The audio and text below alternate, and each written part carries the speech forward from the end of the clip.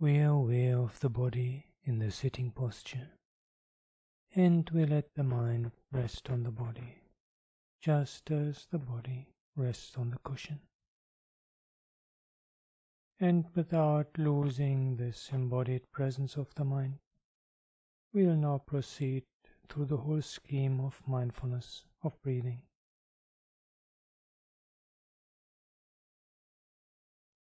And just as we found a secluded spot for our practice, so we establish mental seclusion by letting go of all our worries, concerns, plans and duties. No need for them now.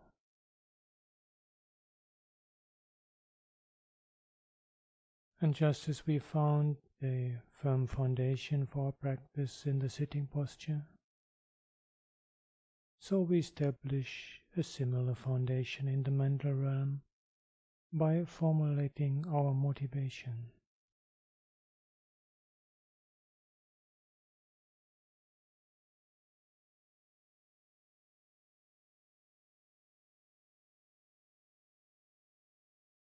And having formulated our motivation, we pass our attention through the spine from bottom to top, relaxing, aligning.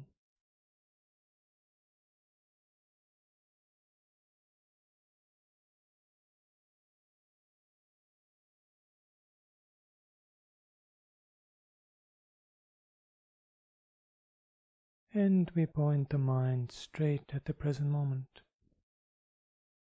checking in on the condition of the mind as it is now, and establishing mindfulness, making mindfulness predominant, bringing it to the fore,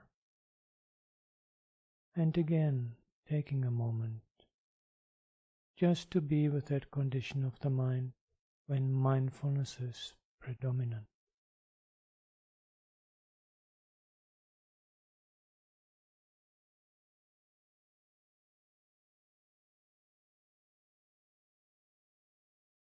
And with mindfulness established, becoming aware of the inhalations and exhalations,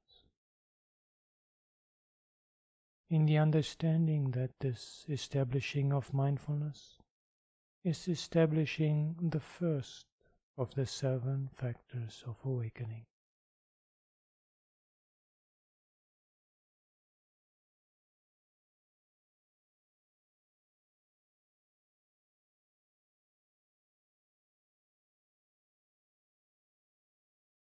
And building on the presence of this first factor of awakening, mindfulness, we arouse investigation.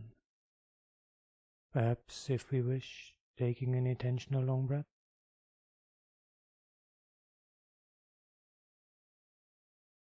And investigating the length of the breath.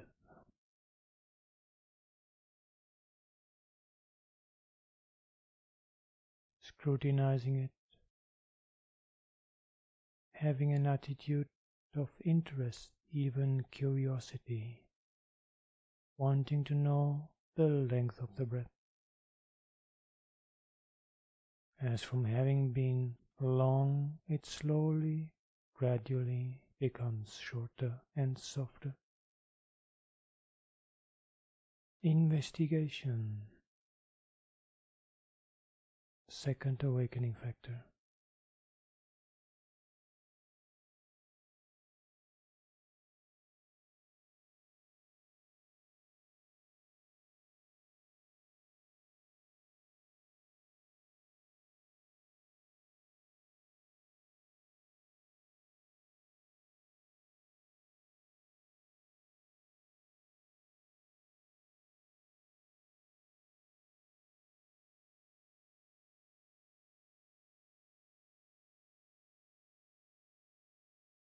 And from the length of the breath, we shift to whole body awareness.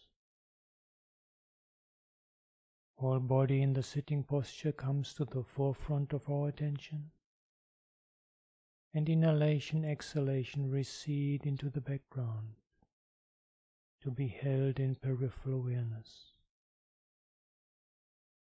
And the continuity of this peripheral awareness of inhalation, exhalation, that is our training, that is our effort, that is our energy, unwavering energy to sustain the continuity of practice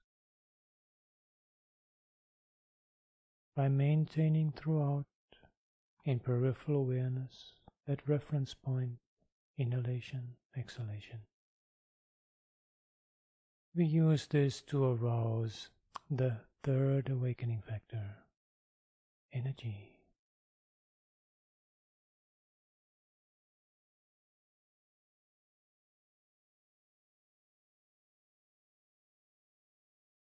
And calming bodily activity. A deep sense of relaxation throughout the whole body.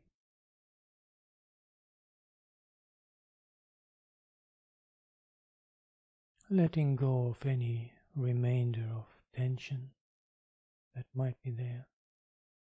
Just dropping it off. Letting it sink into the ground.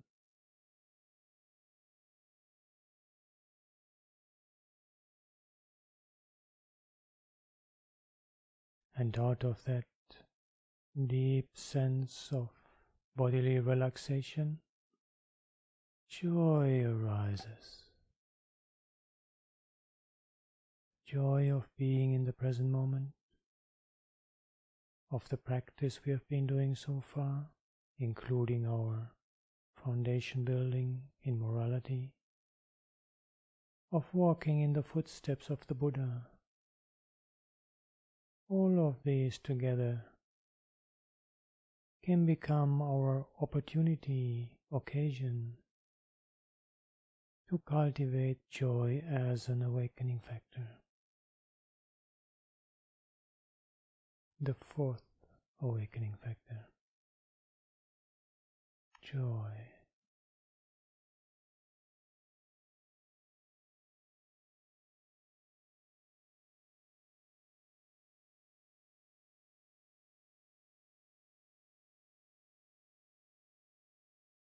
And from joy to happiness, the happiness of contentment.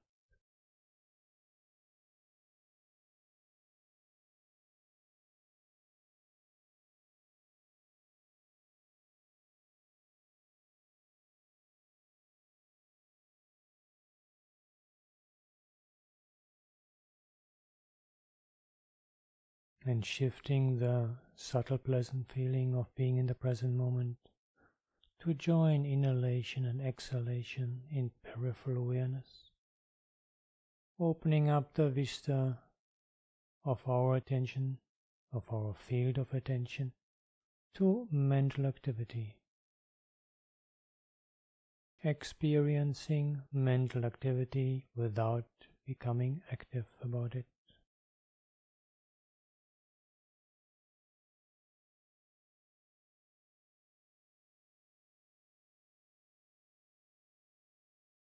And this uninvolved observation, sooner or later, naturally leads to calming mental activity.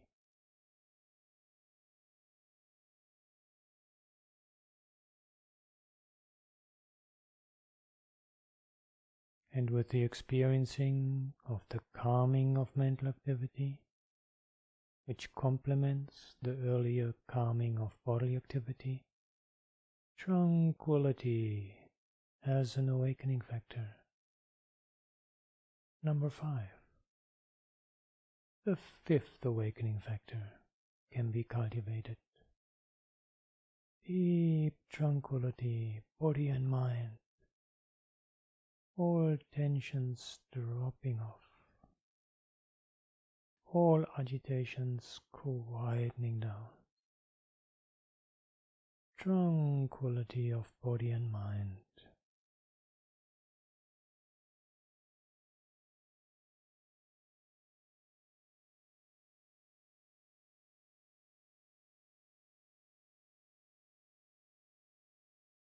and with mental activity calmed, mind itself can be experienced, mind as such,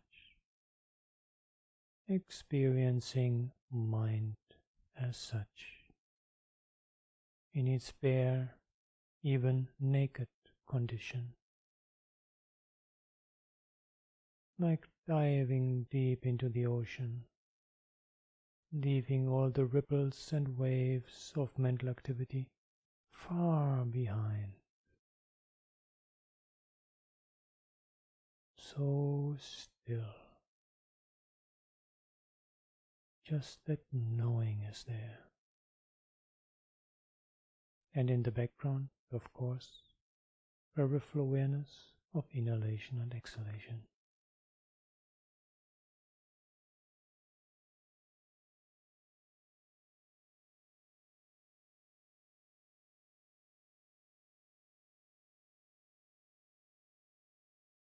And gladdening the mind,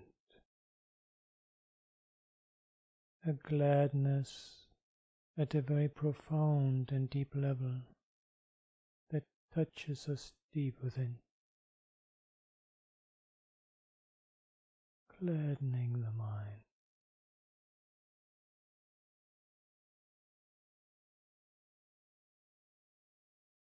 And out of such gladdening, mind naturally becomes composed, unified, as if the whole of experience is held in a gentle, tender embrace, so that all of its usual fragmentations disappear. Concentration. 6th awakening factor, samadhi.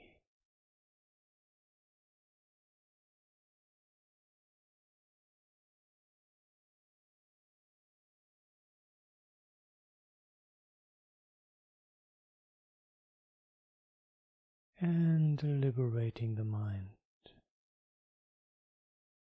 In particular, liberating it from any I-making, my-making, any conceit, appropriation, so that it becomes superbly balanced, equipoised. 7th awakening factor, upekkha. And at this point, all 7 awakening factors have been aroused. The mind is enriched by the presence of mindfulness, investigation, energy, joy, tranquility, concentration, and equipoise.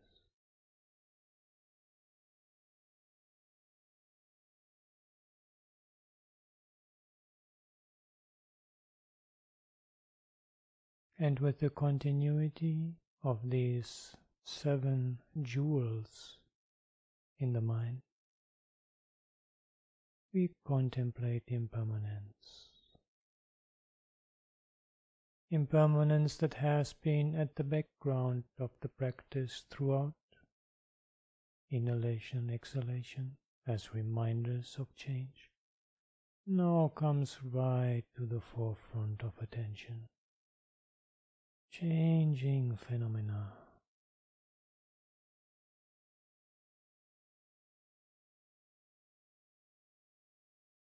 And if we wish, we may bring in a little more detail by analyzing this very experience right now in terms of the 5 aggregates. The breath, the air moving in and out, is because of motion in the body. First aggregate of form, the body changing.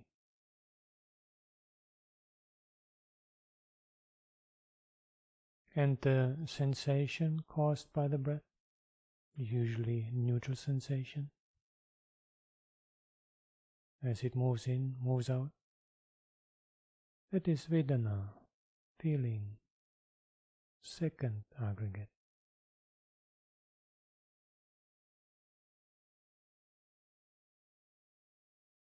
And that discerning, that knowing, oh, this is inhalation, oh, this is exhalation, that is perception, third aggregate.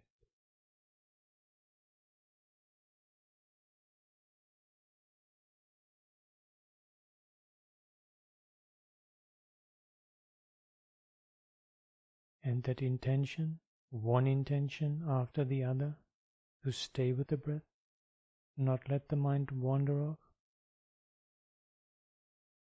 that is sankhara, volitional formations, fourth aggregate.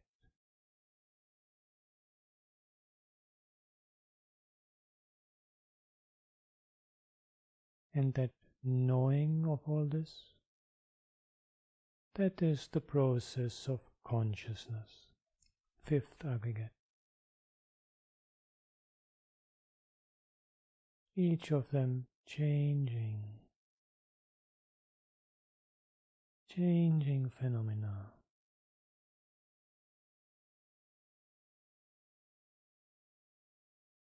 We may at times stay with one aggregate for quite some time, then move on to the next, or else move through them quickly, and eventually we are able to see all of them together as facets of this experience of sitting here, meditating, mindfulness of breathing.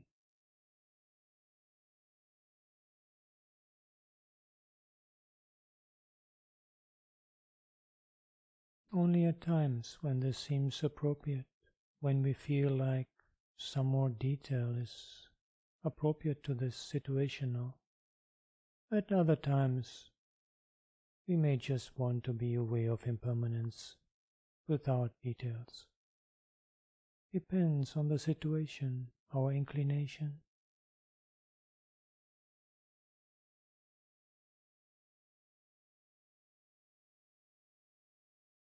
And another approach, if we wish, we can relate this step and the next three to aspects of the breath. For this purpose, the breath has to come a little bit more forward in our field of attention. From being in peripheral awareness, a little more attention, so that we are able to discern not only in, out, but also beginning, middle and end of inhalations and exhalations. And if we decide to use this additional tool, then we can relate the experience of impermanence to being aware of all three aspects, beginning, middle and end, of each inhalation and of each exhalation.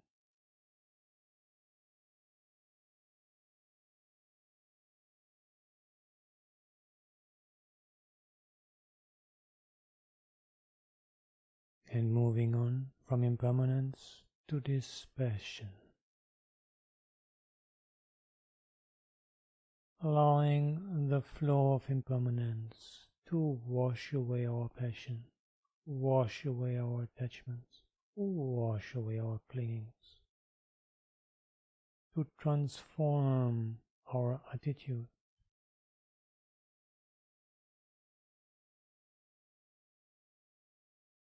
And if we wish to work more closely with the breath, then at this point we could give attention only to middle and end of inhalation, middle and end of exhalation.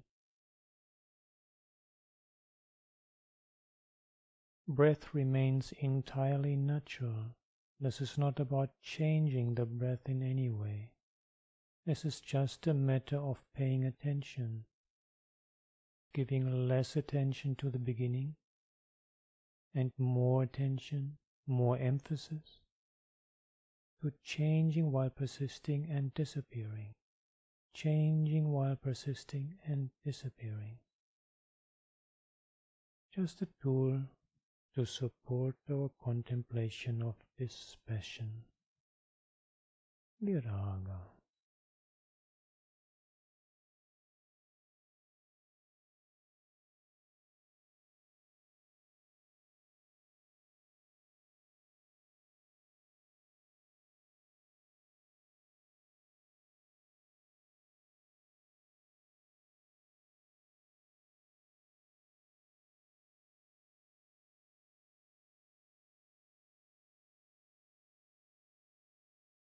And with the growth of this passion, with the lessening of our attachment and clinging, it becomes easier to allow things to end, to see the ending of things, cessation. And if we like to continue relating this to the breath, then we could give all attention to the ending of inhalation, ending of exhalation, vanishing, disappearing, ceasing.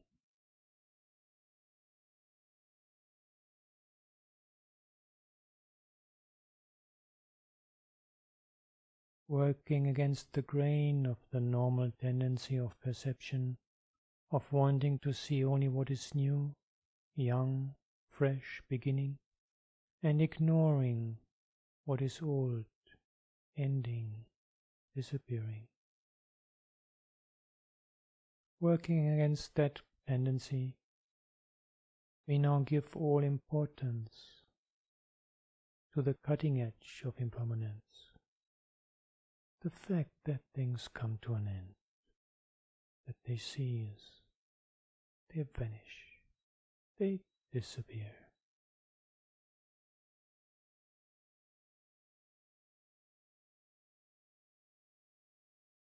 Body, feeling, perception, volitional formations, consciousness, each of them is bound to cease, disappear, vanish.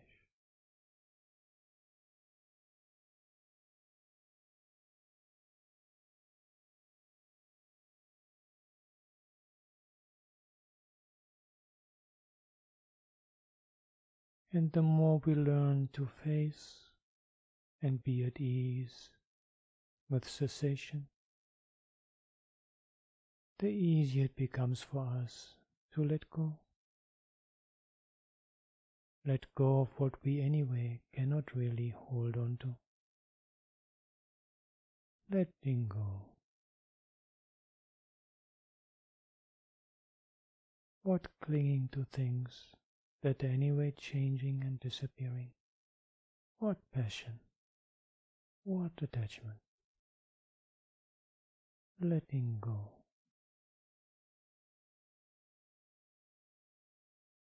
And if we find it useful to relate these insight contemplations to the breath, then we could now give all importance to the gap between inhalation and exhalation, and the gap between exhalation and inhalation.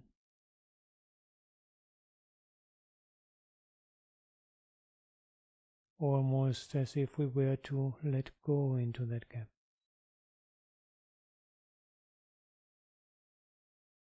And at times we may even wait for the next breath to come by itself, on its own. Not some form of breath retention, not at all.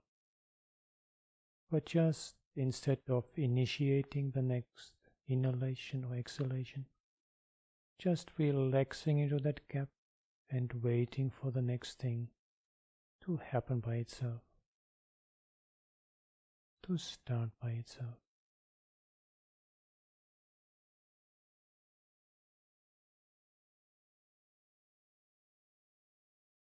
Letting go of our attachments, letting go of our clingings,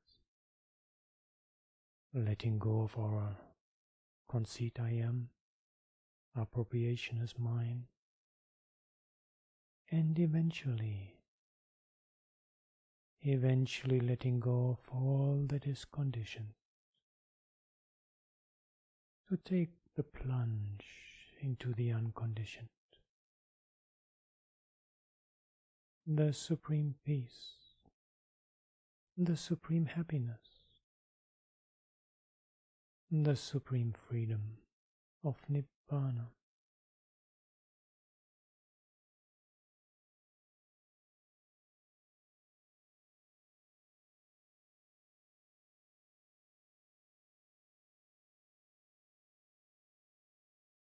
Nothing to lose, only to gain by letting go.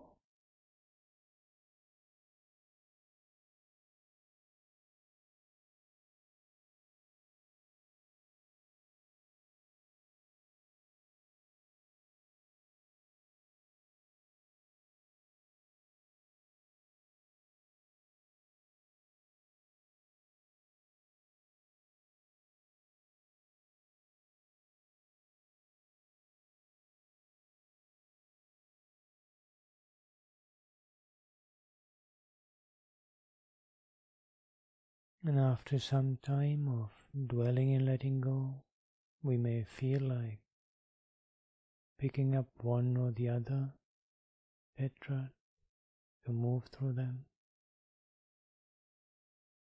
With the continuity of these 7 awakening factors that have been established by our first procession through the previous 3 tetrads, we are free to choose, move here or there, according to what the situation and the mind seems to require. But it would be good, at the end, to come back to this last tetrad, to round off our cultivation of mindfulness of breathing by one more time moving through impermanence, dispassion, cessation, and letting go.